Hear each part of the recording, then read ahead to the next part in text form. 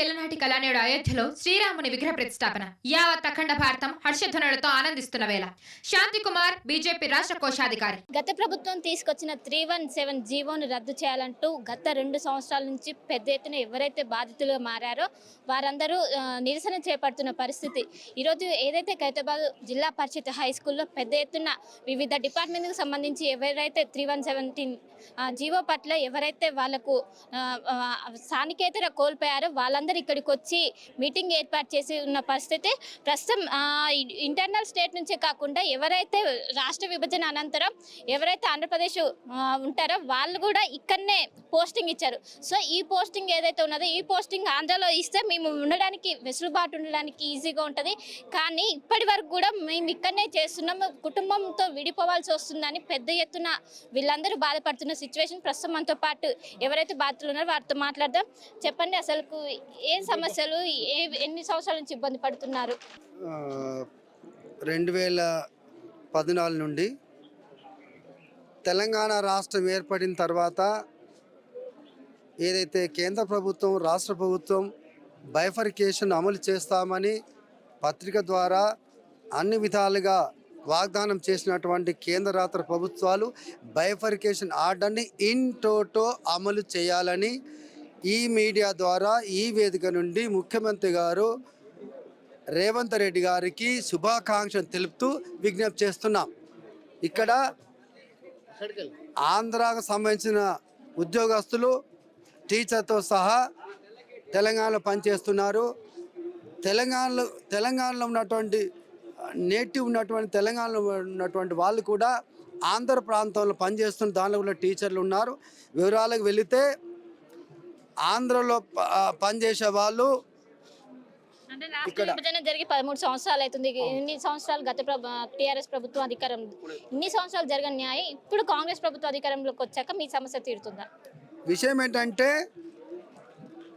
గత 10 సంవత్సరాలు వైద్య, విద్య, వ్యవసాయం 3 చాలా నెగ్లెక్ట్ కాబడ్డాయి.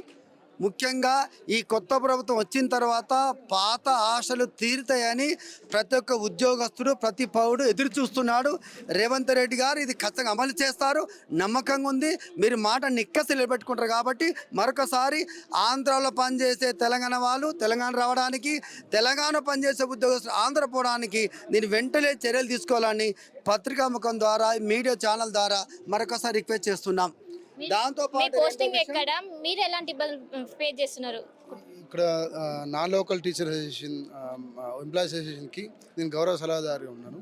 ఇక్కడ వీళ్ళందరికీ కూడా ఒక పెద్ద దిగ్గుగా ఉండడానికి ఇక్కడ మేజర్గా ఏంటంటే రాష్ట్ర విభజన జరిగింది 2014లో. సో 2 రాష్ట్రాలు ఏర్పడడం జరిగింది.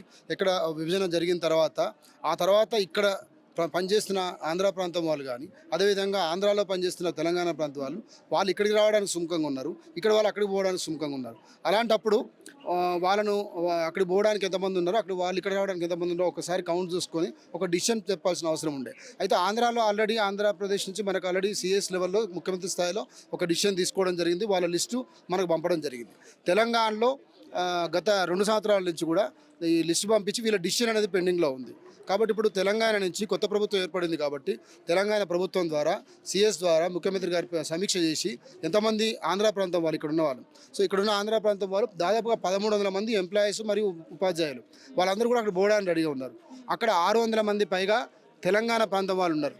సో ఇక్కడ నుంచి 1100 మంది వాళ్ళు వెళ్తారు, అక్కడ నుంచి 600 మంది వాళ్ళు వస్తారు. సో దానివల్ల ఇక్కడ ఇంకా ఖాళీలు ఏర్పడుతుంది, నిరుద్యోగ సమస్య తీరుతుంది. అదేవిధంగా 317 బాధితులు ఉన్న జిల్లాలు కూడా సమస్య తీరుతుంది. సో దీని ద్వారా తెలంగాణకు ఉపయోగమే. కాబట్టి ఒకసారి దీని మీద, ఎందుకంటే పాత ప్రభుత్వంలో ఇంకా అది ఫైల్ పెండింగ్ ఉండడం వల్ల దాని మీద సమీక్ష జరగలేదు.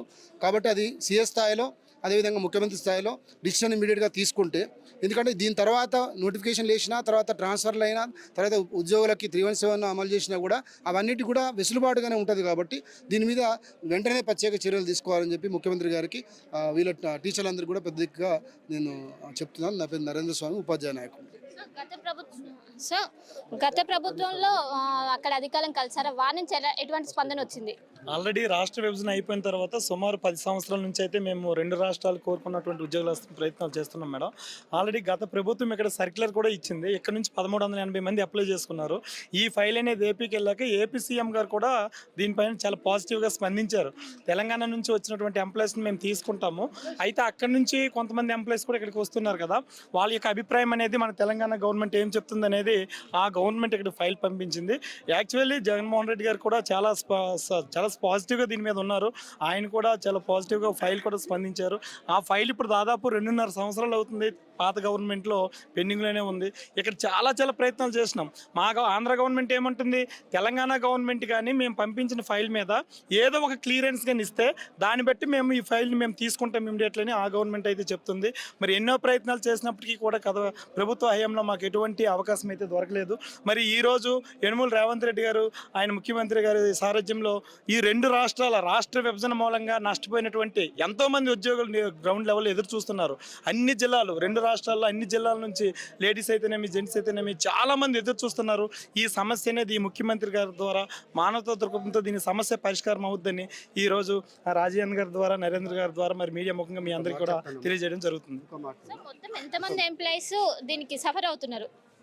అంటే ఇప్పుడు ఆంధ్ర ప్రాంతంలో నుంచి ఏపీకి పోవాలనుకున్న వాళ్ళు 1386, ఓకే, తెలంగాణ నుంచి ఏపీ అనుకునే వాళ్ళు.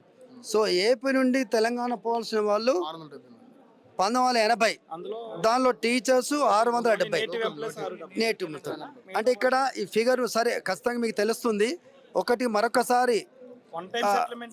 మరొకసారి గౌరవనీయులు తెలంగాణ రాష్ట్ర ముఖ్యమంత్రి వర్యులు రేవంత్ రెడ్డి గారికి మరొకసారి విజ్ఞప్తి ఏంటంటే, మీరు ఒకసారి మాట అంటే ఖచ్చితంగా మీరు చేస్తారన్న నమ్మకం మాకు అందరికీ ఉన్నది. ఇక్కడ 3 ప్రధాన సమస్యలు ఉన్నాయి. ఒకటి, ఈ బైఫర్కేషన్ అటువంటి గవర్నమెంట్ ఆర్డరు స్టేట్ ఆర్డర్తో ప్రకారం ఇక్కడ ఇన్ టోటో అమలు కాలేదు. ఇక్కడ అమలు కానటువంటి విషయాలు దృష్టిలో పెట్టుకొని తెలంగాణ రావాల్సిన ఉద్యోగస్తులు తెలంగాణ రావాలి, ఏపీ నుండి తెలంగాణ నుంచి పోవాల్సిన ఉద్యోగులు ఆంధ్ర పోవాలి, ప్రధాన విషయం.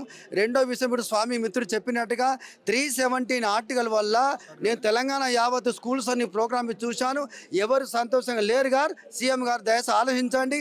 వర్క్ సరిగ్గా చేయట్లేదు, అసంతృప్తిగా ఉన్నారు సార్, అసౌకర్యం జరుగుతుంది. కాబట్టి 317 ఆర్టికల్ మరొకసారి సడలించి సరిచేసి ఎక్కడ ఉద్యోగాలు చేస్తారో అక్కడే సవరించే విధంగా చేయండి. ఒకటి. మూడో విషయం ఏంటంటే ముఖ్యమైనది, భార్య భర్తలు ఒక దగ్గర పని చేయడానికి గవర్నమెంట్ ఆర్డర్స్ ఉన్నాయి, వాటి ఇన్ టోటో అమలు చేయండి. ఇది చాలా పెండింగ్ ఉన్నది. ఎవరు హ్యాపీ లేరు, ఫ్యామిలీ చాలా అగాధం ఉన్నది. అక్కడ వర్క్ సరిగ్గా జరగట్లేదు, అక్కడ సరిగా అవుట్పుట్ సరిగా లేదు, టీచింగ్ కూడా సరిగ్గా కావట్లేదు. కాబట్టి స్టేట్ గవర్నమెంట్ కానీ సెంట్రల్ గవర్నమెంట్ కానీ యూనివర్సిటీలో పనిచేస్తున్న టీచర్లు వాళ్ళు స్పౌజులు తెలంగాణ యావత్తు పనిచేస్తున్నాం. కాబట్టి జెడ్పీ స్కూల్ కానీ ఎస్సీ వెల్ఫేర్ కానీ బీసీ వెల్ఫేర్ కానీ మైనార్టీ కానీ కస్తూర్బా కానీ గవర్నమెంట్ స్కూల్స్ కానీ వెంటనే భార్య భర్తలు ఒక దగ్గర పనిచేసే విధంగా మీరు చర్య తీసుకోవాలి. మీ చేసుకున్న ఈ చర్య పైన రేవంత్ రెడ్డి గారు అందరూ హర్షిస్తారు. Please take action immediately. మొత్తం మీద ఒకవైపు 317 జీవో వల్ల ఒకవైపు ఏవైతే కొత్త జిల్లాలు ఏర్పడాయో కొత్త జోన్, దీనివల్ల చాలా మంది స్థానికతను కోల్పోయారు. ఇదే తరుణంలో ఎప్పుడైతే రాష్ట్ర విభజన జరిగిందో ఆ తరుణంలో చాలా మంది తెలంగాణ వాళ్ళు ఆంధ్ర వాళ్ళు తెలంగాణ ఇలా జాబులు చేయడం వల్ల వాళ్ళ కుటుంబ సభ్యులకు దూరం అవ్వాల్సి వస్తుంది.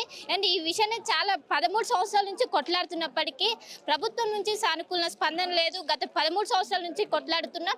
అండ్ ఇంకోవైపు ఇక్కడ నుంచి ఏవైతే లెటర్స్ ఉంటే అటువైపు సీఎం జగన్మోహన్ రెడ్డి సైడ్ పంపినప్పుడు స్పందన వస్తుంది, కానీ ఒక క్లియరెన్స్ కావాలని ఇక్కడ అధికారులకు చెప్పినప్పటికీ వాళ్ళు సరిగ్గా ఇవ్వకపోవడం వల్లనే మేము మా కుటుంబాలకు దూరం అవ్వాల్సి వస్తుంది. సో ఇప్పటికైనా ఏదైతే కొత్త ప్రభుత్వం కొలువు తీరిందో కాంగ్రెస్ ప్రభుత్వం ఇప్పుడు వెంటనే దీన్ని డిమాండ్ చేయాలి, వెంటనే దీన్ని క్లియర్ చేయాలని పెద్ద ఎత్తున ఎవరైతే బాధితుండో వారందరూ ఇక్కడికి వచ్చి ఆరోపిస్తున్న పరిస్థితి మన కోరల్ గా కనిపిస్తుంది. మరిన్ని వీడియోస్ కోసం ఛానల్ ని సబ్స్క్రైబ్ చేయండి, లేటెస్ట్ అప్డేట్స్ కోసం వాట్సాప్ ఛానల్ ని ఫాలో చేయండి అండ్ లింక్ డిస్క్రిప్షన్ లో ఉంది.